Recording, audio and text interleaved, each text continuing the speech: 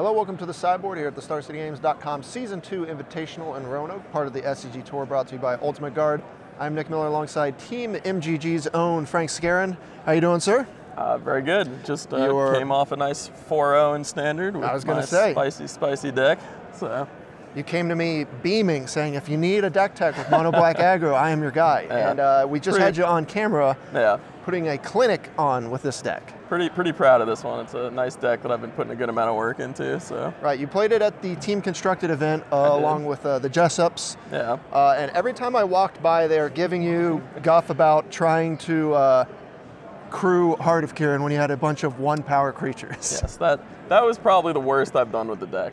I've played it maybe in 4 or 5 tournaments now, and that was the worst. Made some changes since then, and it did me pretty well today. So right, you tore off a quick 4-0. And you're just doing exactly as the deck says, mono black aggro. You've got a bunch of 1-drops and 2-drops. Yep. This is almost more, I would say this is probably lower to the ground than the Ramionite Reb decks are these days, because they're all going up to 4s and 5s. You're just 1s and 2s. Yep.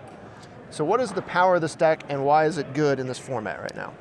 Well, I think a big power of the deck is a lot of people aren't familiar with it. It attacks from an angle people aren't necessarily expecting, which I think gives people, just gives you a big edge when I have people reading my cards all the time.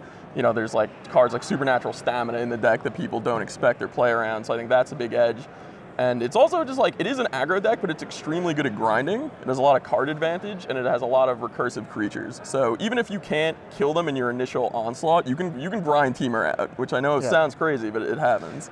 I'm very familiar with a lot of the cards in this deck because I played the mono black Eldrazi deck in Standard in the previous rotation, which did basically all of this. Dread Wanderer, as you mentioned, along with Scrapheat Scrounger, both come back, so you can't keep all these creatures away. Yeah. And then a lot of people kind of underestimate the power of Glint Sleeve Siphoner and the Gifted Aetherborn here at the 2-drop slot. Yeah. These cards are incredibly powerful. You get to draw a bunch of cards, as you said, and the Aetherborn, with Death Touch, you just get to brick wall stuff like Bristling Hydra and things like that. I have to imagine these are why the deck is so good. Oh yeah, Aetherborn's great. It just gives you extra life so you could win races. It makes it so if you have a Ruin Raider in play, you can always attack with an Aetherborn. There's nothing they could just block it with. It also helps with life for the Ruin Raider, and it blocks Bristling Hydra. It blocks pretty much anything you want it to outside of a Glory Bringer, which is the nightmare card for this deck. It's probably the card I want to see the least.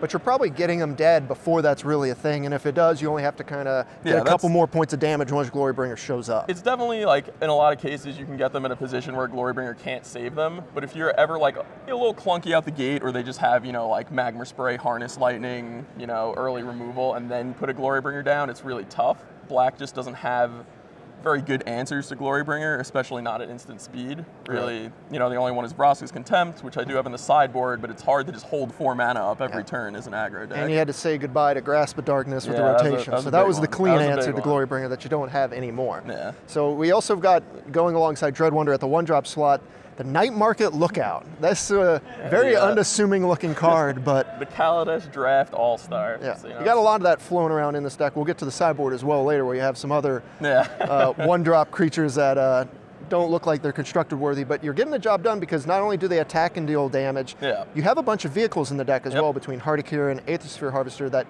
you get to deal the damage when you tap it to crew. Night Market Lookout does not have to attack. As long as you tap it, you do get the drain trigger, so it feels really good to just crew a Harvester, drain them, get in there. And it's also kind of gives the deck some pseudo reach, because even if the board's at a complete stall and you have 2 lookouts in play, every turn it's just all right, end of turn, crew vehicle, drain you for 2, crew vehicle, drain you for 2, and that really adds up. Yeah, that comes with them quick. And then Ruin Raider, the other card that makes this deck shine. You're very aggressive. You get to deploy your cards quickly. You have removal spells, Key the City, that gives you a little engine. But then this card just lets you draw a lot more cards alongside the Siphoner too. Yeah.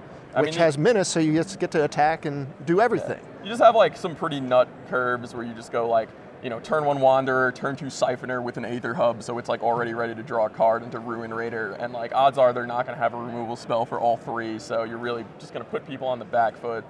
And Key to the City helps you not flood out in the late game, and that was probably the big innovation I made from the Team Open to then I played in the Classic on Sunday, and I was able to top 8 there because Whirler Virtuoso is a really big problem for this deck. Because even though you can kind of get through it eventually, it slows you down enough to get them to that like Glorybringer state where you're going to start getting crushed by Glorybringer. But with Key, you can just keep the Thopters out of the way, keep getting damage in, which is really important. Right, that is huge, and you have so much synergy that the discards don't matter. Yeah. Late game, you might be hitting lands anyway, yeah. and on top of your lands being able to pitch that, you also have the Dreadlands here, yeah, the desert, really nice. which is also very good. You know, on par with, I would say, ramming up Ruins. Yeah, no, it's definitely not as like raw powerful, but just having a way so like once you draw your 5th land, it's not a complete brick. You know, every now and then you'll hit like just like a Bomat Courier, Soulscar Mage, even like a Servant of the Conduit, just like that helps you just get blockers out of the way and keep the damage coming. Of course, your removal spells are choice. We got Fatal Push and a Walk the Plank hanging out in here. You have more Walk the Planks on the sideboard, which also has Supernatural Stamina, which, as you mentioned, a lot of people are not ready for. Yeah. You know, anyone that has seen the deck kind of sees that card, and it might be on the radar, but it's still tough to play around because it acts as, you know, pseudo removal spell and, you know, more recursion for your creatures. Yeah, it does help you just keep like pushing damage through. It's a card that people don't play around very often. It's kind of like the flex slot in the deck. Like it's a card that I'm always like very willing to board out unless I'm like playing against a Fumigate deck, because it is pretty good. If they Fumigate you, you get the stamina, your best guy. But in game 1, it is really nice, helps you push damage through. It's also really nice that when the creature dies and it comes back, so you get like enter the battle triggers, like you get an extra energy off Siphoner or extra energy off Harvester. And it's also nice, like, you know, if you just have to attack with your Ruin Raider, they'll obviously snap block it. You just stamina, you still get the raid trigger. And yeah, it's really the all-star with Siphoner, because people will like double block Siphoner, and then you stamina, get to kill both blockers, the Siphoner comes back, you get another energy, and your Siphoner's still just living the dream at that point. That's like the dream. Yeah. Very, I think like Boon of Erebos was a card similar to that in the standards a while ago. So we'll move on to the sideboard, because the main deck is very straightforward. Pretty streamlined. And you're just beating people down. So we've got 4 Duress as your main discard, but you also have 2 Harsh Scrutiny. Yep. Are these for the controlling decks, I imagine? Okay, well, Scrutiny is pretty much just for like Teamer mainly, because like, again, they just have very high impact creatures like Glorybringer, and I said, you know, there's not great answers. So if you can Scrutiny and get like a Whirler or Glorybringer out of their hand, it's great. Obviously, it's a pretty bad draw late in the game, but I think it's good enough that they're worth being in there.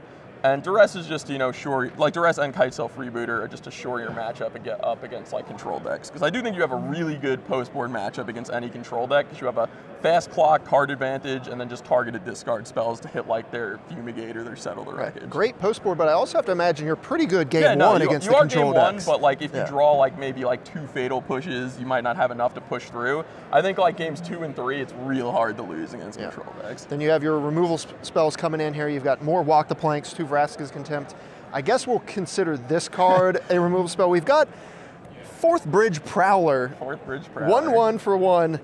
Comes into play, put a -1/-1. Oh no, it's not even a counter. It is only until end of turn. Worse, my bad. If it was a counter, it might actually be a good card, but it's just there to help turn the tide on red when especially when you're on the draw. You know, they have Bomat Courier, Earthshaker, Kenra. It even like sometimes you'll attack and they'll block with like their Ferocidon, and then you can use it to finish it off. I actually finished off an opposing Aether Spear Harvester with it today. I attacked with Heart of Kieran, they blocked, and I was like, all right, 4th Bridge Prowler.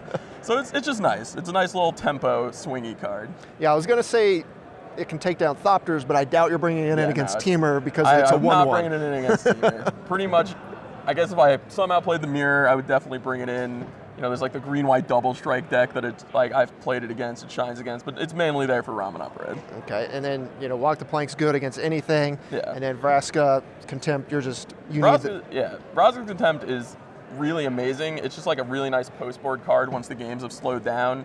It is an instant speed answer to Glorybringer, even if it's a little clunky. It's a great answer to Hazaret. It's just a nice like catch-all card. Then we have one last card we have to talk about. And I knew this was coming. We have 1 red Chandra's Defeat in your sideboard in your mono black deck.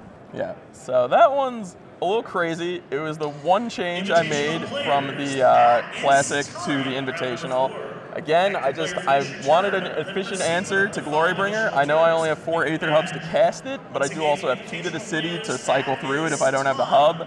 And I had a 3rd Harsh Scrutiny, but I was just getting into too many spots where the game was really close and I needed like another impact spell, and I would just draw a Scrutiny, and it would be really frustrating. So I decided to go for the Hail Mary and get the Chandra's Defeat in there. Yeah, the recurring theme about most of your cards is Glorybringer is the bad card. You have to have something that deals with Glorybringer. This does it. As long as you have Aether Hub in play, you can then deal with it.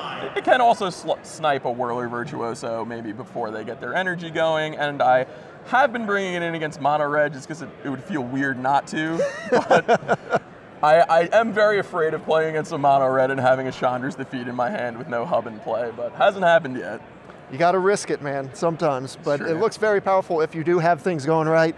You said you haven't drawn it yet, but you've always had Aether Hub. Yeah. You know, so you're just ready to get something. I'm ready to get something. Plus, they're never going to see it coming, I would imagine. No way. So there's an edge to that. All right, well, you're 4-0 in Standard. You swept the beginning of day one. Now we're moving into Modern, and you know, I got to say, if you make it to top 8 Standard, this deck is going to look pretty good off the radar. Yeah, you know, the last Invitational, the top 8 was Modern. I definitely like Standard a lot more than Modern. So I'm pretty happy that this one's Standard. I'd really enjoy playing this deck in the top 8. All right, well, good luck the rest of the way. 4-0, not a bad start. For Frank Skarren, Nick Miller, stay tuned to StarCityGames.com all weekend long for the action here in Roanoke.